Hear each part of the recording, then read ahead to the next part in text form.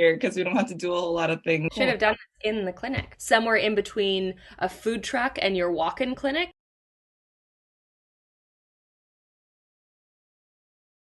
My name is Mercy Southam, and I am the founder and lead practitioner of a small acupuncture practice called Eir Medicine in Victoria, British Columbia. And essentially, am an entire acupuncture practice on wheels. So I've built a mobile clinic in an old renovated RV, and I travel to people's homes and I travel to workplaces, but I also sort of pop up at different neighborhood events and community gatherings to share the medicine with my community. So going mobile was something that I always considered, but almost as like oh, maybe one day. But when I was finishing my doctorate, I started actively looking for potential vehicles that would even be conducive to it. And the vehicle presented itself Oh. somewhat miraculously. And that was sort of the spark that made me just dive right in.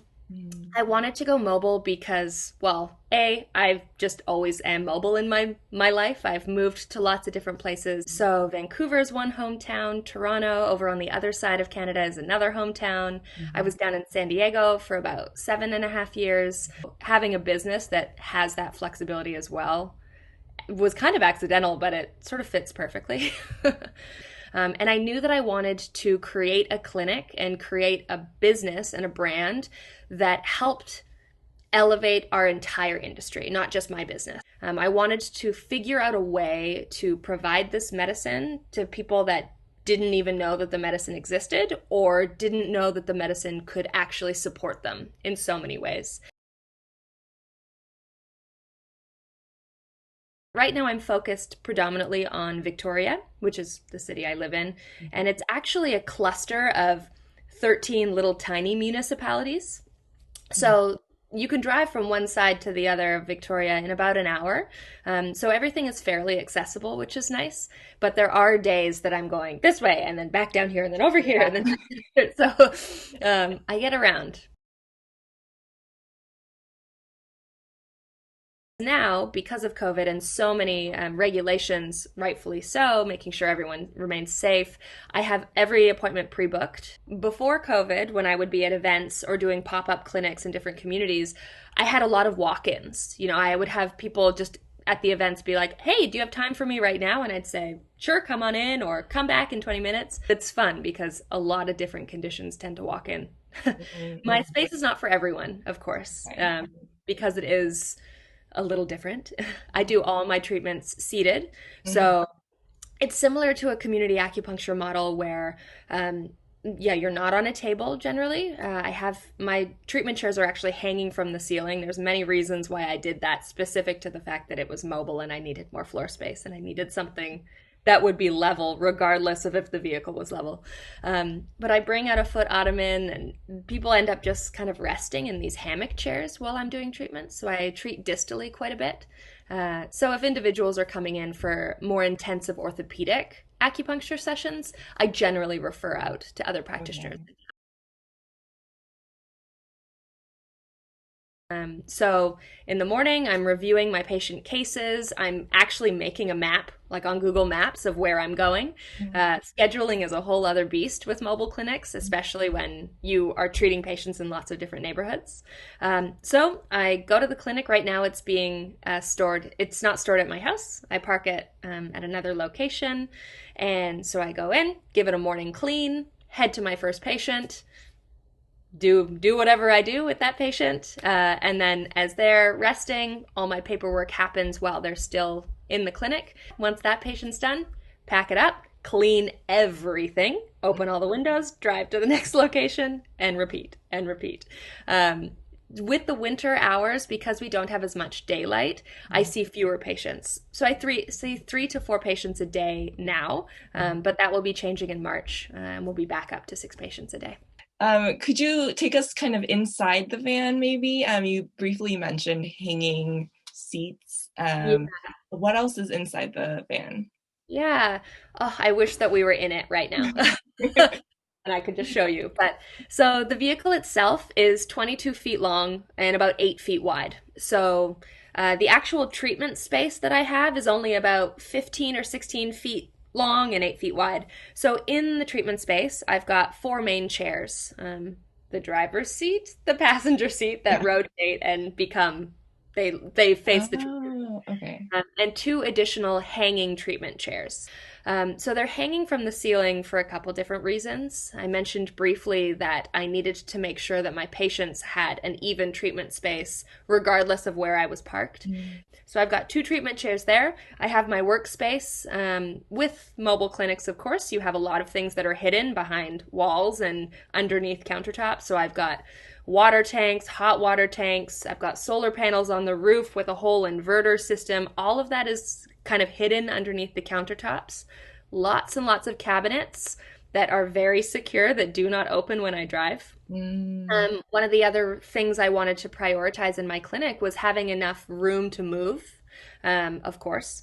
So one of the things I needed was a lot more floor space. So I had to remove a large, just a large furnace, and replace it with a wood fire stove. So I actually have a small wood fireplace that is sitting on the countertop that in the wintertime heats up the entire space. Oh, wow. But in addition to that, I do have a little bathroom in the space as well. I say little, and I mean little. It's very little.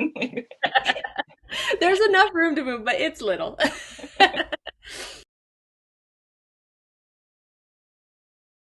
I worked with a gentleman who physically built the whole space with his own two hands. We collaborated with the design and the finishes and that sort of thing. But he built the whole thing. His whole job, his whole business is all about renovating buses and motorhomes into medical clinics. So it was a very niche market. I couldn't quite believe that he even existed on the planet. I was the first acupuncture clinic he did, and it definitely doesn't look like your regular medical clinic. You mentioned it must be fun to see it as it drives by. Not a day goes by where I don't drive somewhere and I see like, whoop. Someone be like, what? I'm always like, eyes on the road, focus where you're going, but you can kind of see it in your periphery. You're like, yeah, people are not sure what to make of this.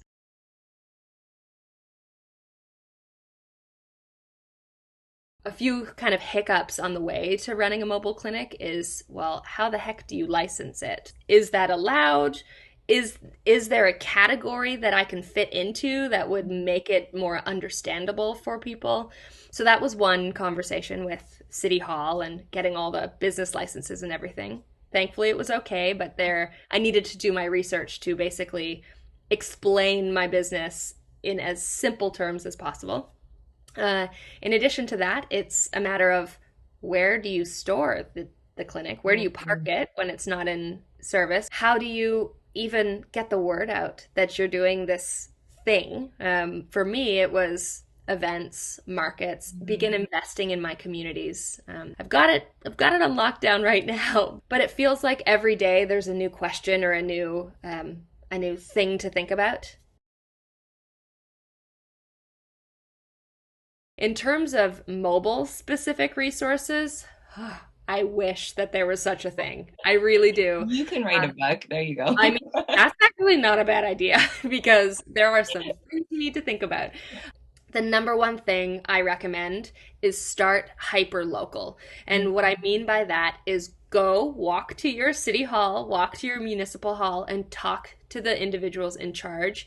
See what options there are for your type of business. There are some municipalities where mobile businesses are super celebrated and very, very easy to get up and running. There's no problem with licensing. There's no problem with getting the applicable permits. Whereas other communities, you're maybe not even allowed to quote unquote vend from the street. So you're not even allowed to park in front of your patient's house and provide treatment that way. So do your research on a very local level before deciding to dive in. And think about accessibility. Think about ways that you can ensure that although your clinic is on wheels and inherently accessible that way, make sure you're providing a space that all bodies are able to access. That's something that I wish I did more of in my clinic. There are individuals and patients that are unable to access care within my mobile clinic.